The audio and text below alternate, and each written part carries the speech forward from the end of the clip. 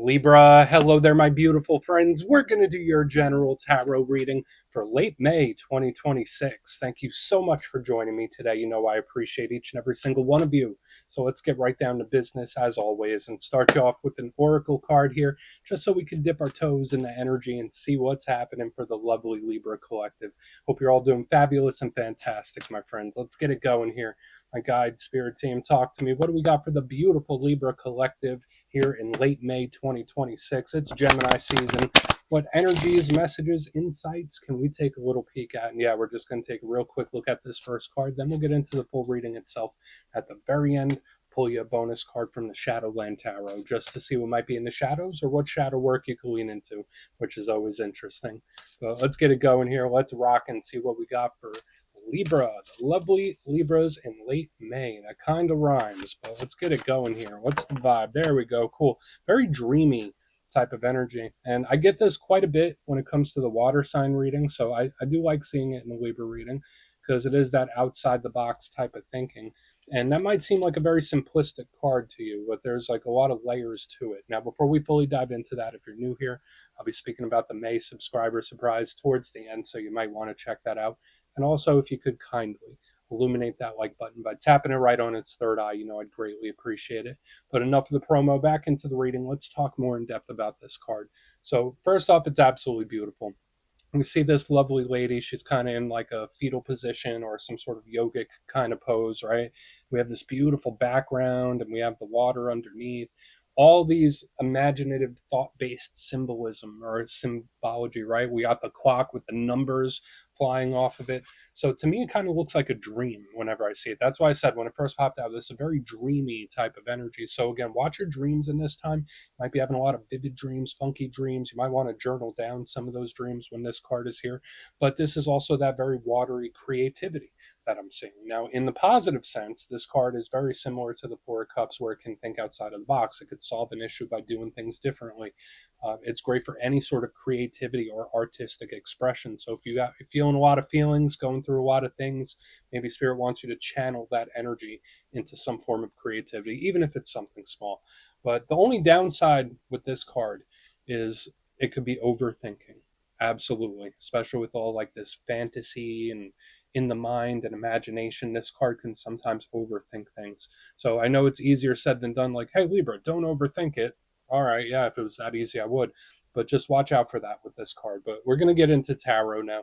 And yeah, I always say that first card, it doesn't make or break the reading. It's just a little footnote. So let's get you 3 tarot cards in the upright. Then we'll get into that intuitive juiciness. Shuffle it up one time here for the lovely Libras. What's happening? Maybe some of you just need a little more sleep with that other card. Well, let's shuffle it up here. And yeah, while we get this deck shuffled up and ready to go, let's talk a little bit about last week's reading. So to me, it seemed like someone was getting ready for some action, right? The reading was titled Serious Action Incoming, like someone's getting ready to make a move or make something happen. It was like here, there, and everywhere, which hopefully it's not a scattered type of energy. And again, it could be you. Like it felt very motivated to push something through and make a move. Maybe it was someone else as well. I would say just watch out for that over the coming weeks because it was like, yeah, this energy's raring and ready to go. So we're going to see what shows up this week. As you know, energy is very fluid, never set in stone. So only take this how it hits for you because we could be seeing your vibe or somebody else, right? Let's get it going. 3 cards for the lovely Libras, please.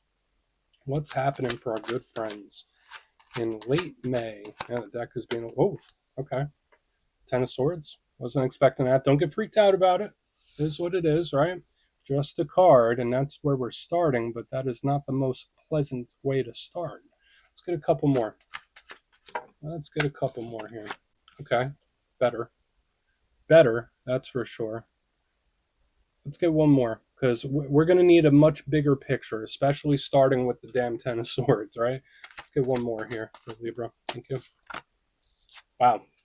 I mean, such opposite, right? Like we have the literal Libra scales showing up here.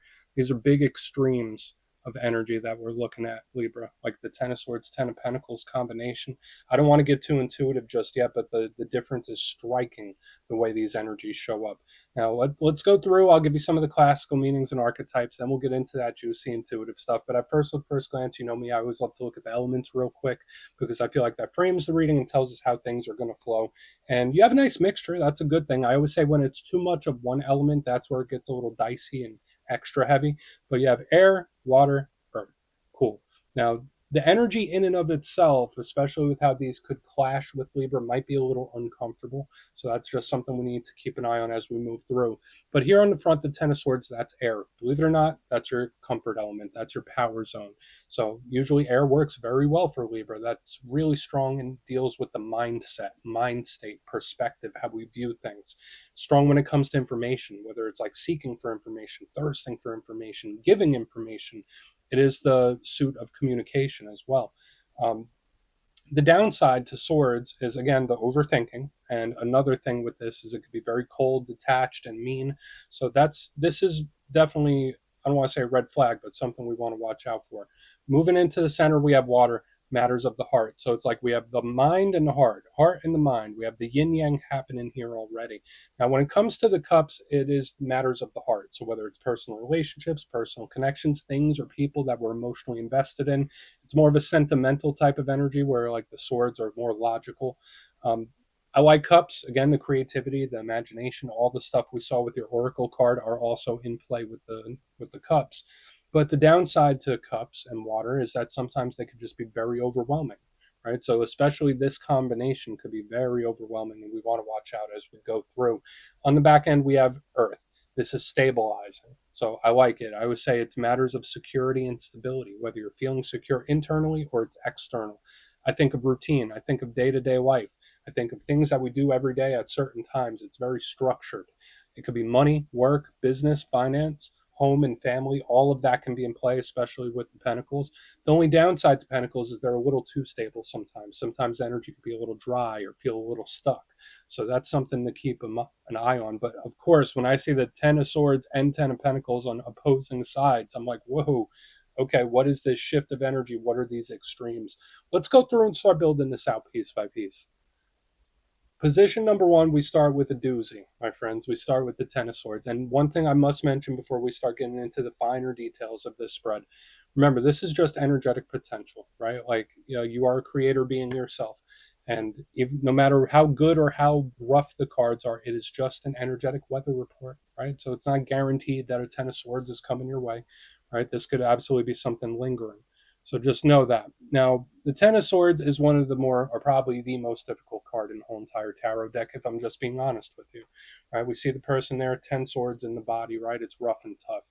This could represent pain, could represent loss, could represent betrayal, it could represent ending. So you see what I mean? This is like rock bottom type of energy. So hopefully you're not feeling that way, or hopefully you haven't experienced something that's quite painful, right? And that could even extend to like the physical body as well. So make sure you're keeping your head on a swivel. Whenever we get the Ten of Swords in the main spread, I always say, yeah, that's a clear-cut warning, right? So it's down. However, even though this is a very difficult card to deal with, there's a silver lining attached, because once the Ten of Swords rolls in, there's nowhere to go but up. Right? The Ten of Swords happens. Yep, that happened. That is what it is. Nowhere to go but up. So we do want to look into this much, much deeper as we move through the reading itself. So it's kind of like we're starting with an ending. And that could be said for this Ten of Pentacles on the back end too, because all tens in tarot represent the close of a cycle. So we want to keep a close eye on this. Now, moving to the middle, the energy does lighten up, which I think is a really, really good thing, actually. We have the Knight of Cups himself. Beautiful. Out of all the knights, this is the one that's that perfect middle ground, right? It's walking that fine line. So it's funny how we have these extremes. It's like we have the dark, we have the light. Right here in the center is that just right type of energy. So again, it's kind of like we have a Libra scale out here in the spread itself. Now, the Knight of Cups could be a water sign, Cancer, Pisces, Scorpio. All knights to me represent action and communication. This one is definitely a smooth talker, messenger of some sort. So we'll see. Is there a conversation coming up potentially when we have this Knight of Cups? He's the Prince Charming of the tarot deck, right? Mr. Loverboy right here.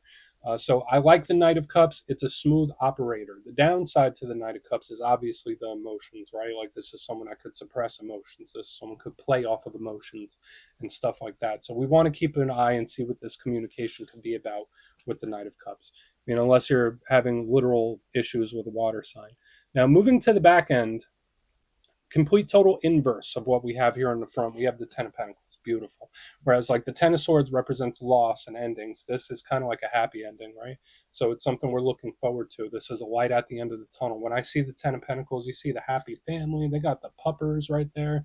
They're just chilling out. They're having a grand old time. So I think of increase. I think of stability. This is beautiful, especially when it comes to the material aspects of life, work, money, finance. So this is great. This is a win. So why are we seeing everything? That's my big question. Like, all right, there's such a big win here. What's this? Like, why are you there? So there's a lot of stuff to dig into deeper. Now, the downside with the Ten of Pentacles, sometimes, again, that stuck feeling. It could feel too firm. It could feel too heavy. So I do have a little bit of a concern about potential overwhelm or energy that just feels way too heavy for some reason. I want to dive deeper on all this, Libra. Let's do it. Let's jump in and clarify. Okay. Let's get a good shuffle here for my friends. Let's see what's happening. And yeah, this is where I go intuitive with the message, which means I just tell you how it feels to me. So feel free to do further research or rely on your base knowledge of tarot, because as you know, every single reading is about the reader's interpretation, and I'm just giving you mine. Let's go in on that Ten of Swords. Oh, and yes, if you're a reader yourself, please feel free to play along. That's why the box is here. If you're feeling any messages you want to give to Libra, you can drop it in the comments. I don't mind at all. Okay, why is that Ten of Swords here starting us off? Yep. Okay. It's rough. It's rough. So we have the Ace of Cups in reverse underneath this Ten of Swords. This is difficult. Okay, I do feel like we have a serious warning in play, and it could just be about someone's emotional well-being partially. The Ace of Cups in reverse underneath the Ten of Swords is like one of those energies where it's like, I lost it all. All right, how am I ever going to recover from this? It's like one of those. I'm not saying that's definitely coming in for you, but like this is absolutely emotional pain. Now, again, this doesn't have to be yours. This could be someone else's, and maybe for those of you that are more of the empathic, or you feel the energy of other people, especially if there's people you're connected to that are going through a difficult time, you might be feeling the emotional energetic reverberations of what someone else is feeling. But like, yeah, when I see the Ten of Swords with the Ace of Cups in reverse, yeah, this could be an ending of some sort. I'm not going to sugarcoat it. Is it something that's already happened? Potentially. Is it something that's coming up? Maybe. We'll see how the rest of the energy goes. But it's difficult, and I feel like it is a warning. It's either important or serious, where it's like someone is not having a good time at all. Like this energy is rough. It is.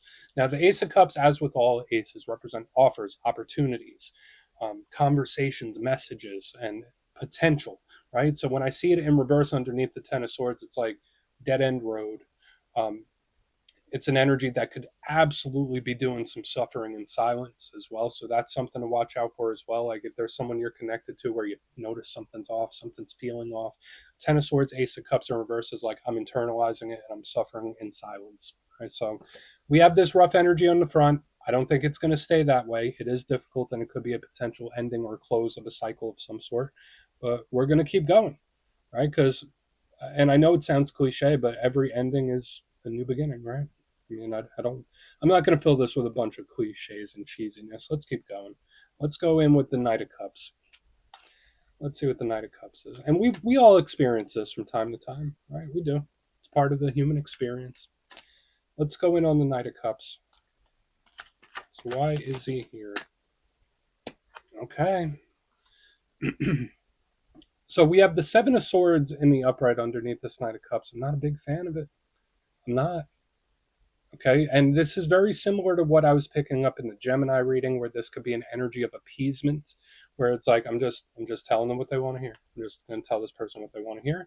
I don't want to say this is a liar, but like when I see the Knight of Cups with the Seven of Swords, it's an energy that isn't getting to the heart of a matter. It's not telling the truth about something. It's kind of like sidestepping and avoiding and withholding and omitting, and all that kind of stuff is in play with this here in the center. Now, if we are to take the most optimistic approach, I always say the Seven of Swords doesn't have to be something down and dirty, right? Like this energy can absolutely just be, you know, something that's not on your radar, something you don't see, right? Something that hasn't arisen yet, something that I just don't see coming, right? So under the Knight of Cups, Seven of Swords, most positive mindset here. This could be an unexpected or surprising conversation. So is it tied in with this? Is it tied in with this? Maybe. But to me, it's like a conversation that could kind of shock me, like out of the blue. It could even be like a shocking talk. But if we put that to the side, when I see the Knight of Cups with the Seven of Swords, it's like I'm just telling this person what they want to hear. That's what it is.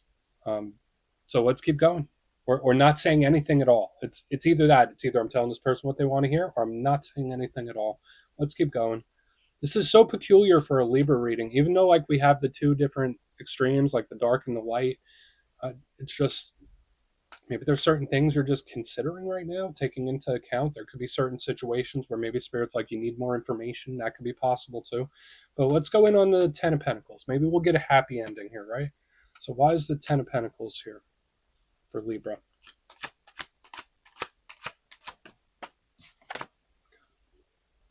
Okay. So three tens show up. This one is the Ten of Cups in reverse underneath this Ten of Pentacles. It's like, yeah, but that's nice, but not what I wanted. It's so weird. So like, when you order food from somewhere and like, let's say a pizza, right? I'm from Jersey. I'm going to talk about pizza. So let's say I place an order for a pepperoni pizza and they give me a mushroom pizza or an anchovy pizza. That's how this feels to me, where it's like, hey, I wanted the pepperoni pizza. Why are you giving me a damn anchovy pizza? Like, that's cool. I could still eat it. It still works, but it's not what I wanted. That's how this feels to me on the back end, right? Where it's like, okay, well, it is what it is. I'm going to eat this gross pizza anyway.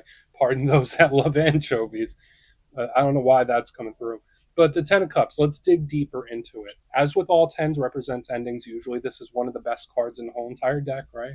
Ten of Pentacles, Ten of Cups, beautiful. It's a great energy. But it can also represent very heavy emotion, right? So when I see it in reverse, underneath this Ten of Pentacles, it is either something that has stuck with me for a very long time, is sticking with me for a very long time, or it's this energy where it's like, all right, that's cool, but that's not what I ordered. I don't know why that's coming through, Libra. And who knows? Maybe it is something very minor. Maybe you get the wrong order with your food recently. Who knows? It doesn't always have to be the sky is falling, right? We're just looking at the energetic potential. But I do believe that there are some warnings this week, at least emotionally and energetically, surrounding the collective. And if this isn't your energy and it's somebody else's energy, it's worth keeping an eye on for sure. I do feel like this could be a serious warning. So let's go through and do a quick recap, then we'll get into the shadow. If you look in the box here, Libra, yeah, we had a little bit of a roller coaster this week. We got the Ten of Swords, Ace of Cups in reverse underneath. That's rough. That could represent endings and rough emotional things. I was also getting suffering silence, whole bunch of stuff. We're not going to keep diving into every fine aspect of it, but it's tough, right? It's difficult, and that's where our warning majorly comes from. In the center, we have the Knight of Cups with the Seven of Swords, most optimistic mindset. This could be an unexpected or surprising talk of some kind. Cool. We're not mad at that. But at the same time, there's this energy of like appeasement, of just like telling somebody what they want to hear. Or, yeah, I don't know. That's the best way to put it. Like, it's not that I don't believe the energy, but it's not getting to the root cause of something. So there's like an avoidance as well. Moving to the back end, we have the Ten of Pentacles with the Ten of Cups in reverse. That's rough. So not exactly what I ordered right there. Yeah, that's nice. Yeah, that's cool, but that's not what I want. It's like one of those. And the warning, right? The very heavy emotional warning is here in play. And then obviously three cards of ending. So please take a screenshot if you want to look into it further. Let's see what's in the shadows.